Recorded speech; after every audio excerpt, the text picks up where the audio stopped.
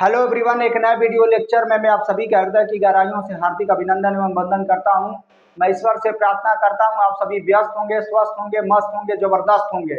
तो आज मैं आपको एंटोनिम्स के बारे में पढ़ाने जा रहा हूं, जिसमें आज का हमारा पहला वर्ड है पोलाइट। पोलाइट का मतलब होता है बच्चों शिष्ट। पोलाइट का हिंदी में मतलब होता है बच्चों शिष्ट। पोलाइट का हिंदी में मतलब होता है शिष्ट, जिसे हम पोलाइट की हिंदी कई सारी होती है। शिष्ट बोल सकते हैं, सभ्य बोल सकते हैं, विनम्र बोल सकते हैं। तो शिष्ट का विपरीत शब्द क्या हो जाएगा? शिष्ट का विलोम क्या हो जाएगा? अशिष्ट हो जाएगा। क्या हो जाएगा बच्चों? शिष्ट का अशिष्ट। अर्थात पोलाइट का हिंदी में मतलब होता है शिष्ट, सभ्य या विनम्र। तो शिष्ट का अशिष्ट हो जाएगा, यही तो होगा। शिष्ट का विलोम क्या हो जाएगा? अशिष्ट हो जाएगा। अर्थात कहने का तात्पर्य है पोलाइट का हो जाएगा रूड। क्या हो जाएगा बच्चों? रूड, अर्थात अशिष्ट। अशिष्ट क्या हो जाएगा बच्चों? अशिष्ट। अर्थात कहने का तात्पर्य है शिष्ट का विपरीत शब्द हो जाएगा अशिष्ट। इंग्लिश में पोलाइट का विपरीत हो जाएगा, पोलाइट का एंटोनिम्स हो जाएगा रूड। आज का हमारा दूसरा वर्ड है लेजिबल। लेजिबल का मतलब होता है पठनीय, जिसे पढ़ा जा सके।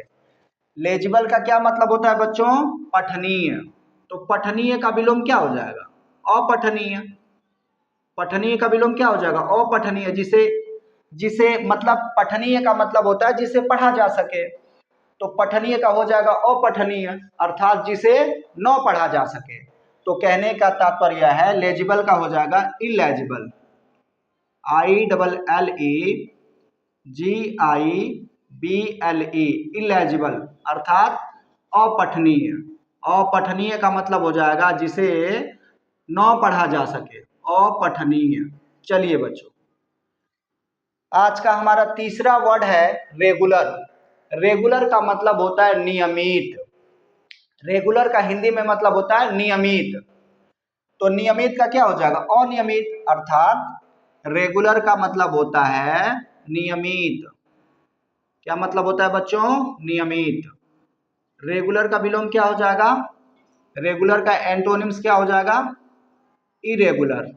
IRREGULAR, अर्थात नियमित का अनियमित। नियमित का क्या मतलब हो? नियमित का विलोम क्या हो जाएगा बच्चों? अनियमित। अर्थात कहने का तात्पर्य है रेगुलर का इरेगुलर। चलिए बच्चों, रेगुलर का एंटोनिम्स हो जाएगा इरेगुलर, नियमित का अनियमित। आज का हमारा चौथा वर्ड है मेरिट। मेरिट का मतलब होता है गुण। मेरिट का हिंदी में मतलब होता है गुण। तो मेरिट का हिंदी में मतलब होता है बच्चों गुण। मेरिट का गुण, अर्थात मेरिट का मतलब होता है गुण। तो गुण का विलोम क्या हो जाएगा? अगुण हो जाएगा, दोष हो जाएगा। गुण का विलोम, गुण का विपरीत शब्द क्या हो जाएगा? अगुण या दोष। तो इंग्लिश में मेरिट का हो जाएगा डीमेरिट। DEMERIT, डीमेरिट, अर्थात अवगुण या दोष। अवगुण या दोष, अवगुण या दोष।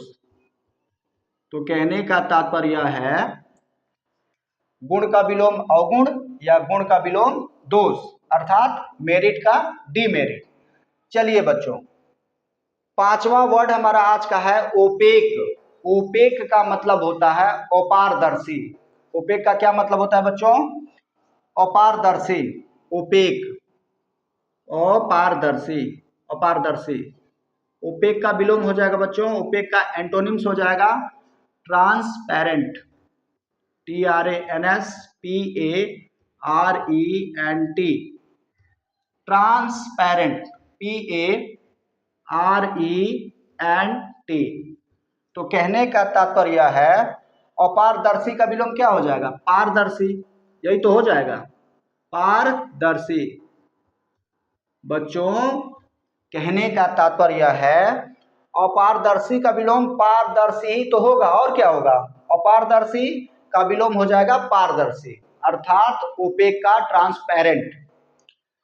ओपेक का विलोम हो जाएगा ट्रांसपेरेंट, अपारदर्शी का पारदर्शी। चलिए बच्चों, ओरल।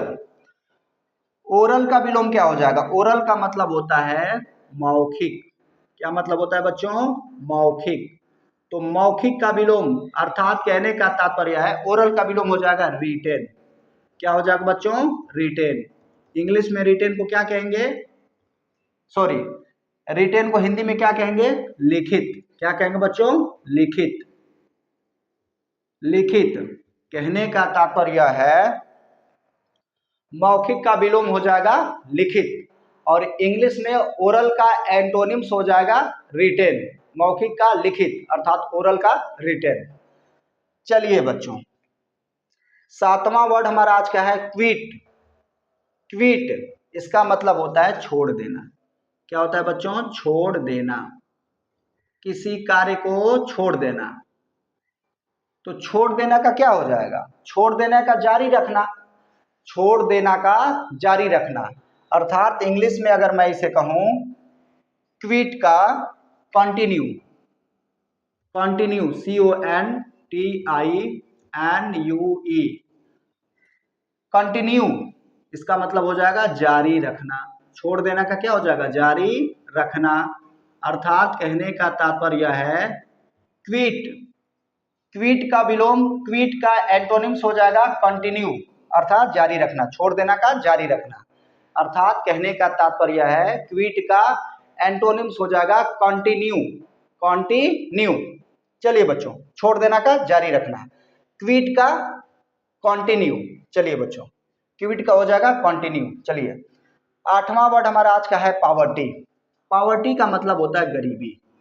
तो गरीबी का विलोम क्या हो जाएगा? अमीरी हो जाएगा। और क्या होगा? अमीरी। तो पॉवर्टी का इंग्लिश में एंटोनिम्स हो जाएगा एफ्लुएंस। AFFLUENCE।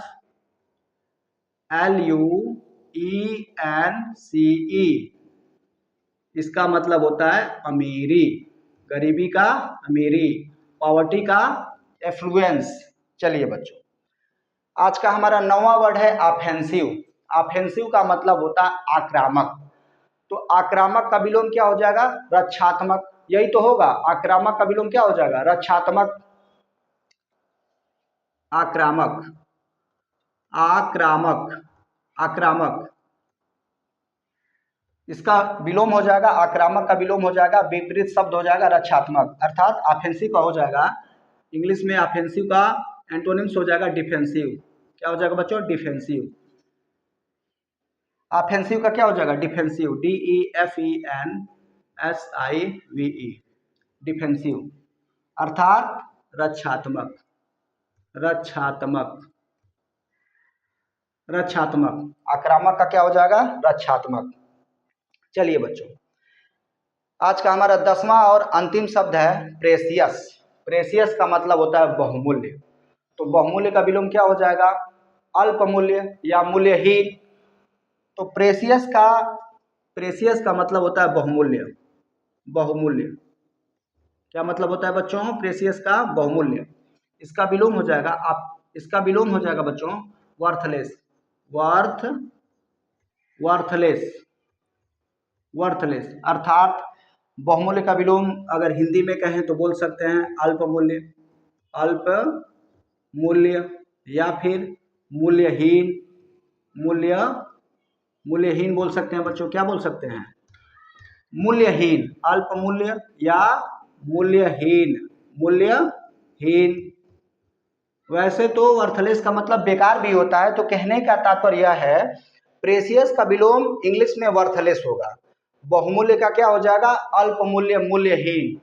अर्थात बहुमूल्य का विलोम क्या हो जाएगा? अल्पमूल्य या मूल्यहीन। तो इंग्लिश में प्रेसियस का विलोम हो जाएगा, एंटोनिम्स हो जाएगा वर्थलेस। तो आज के लिए बस इतना ही। मिलते हैं नेक्स्ट वीडियो में, तब तक के लिए जय हिंद।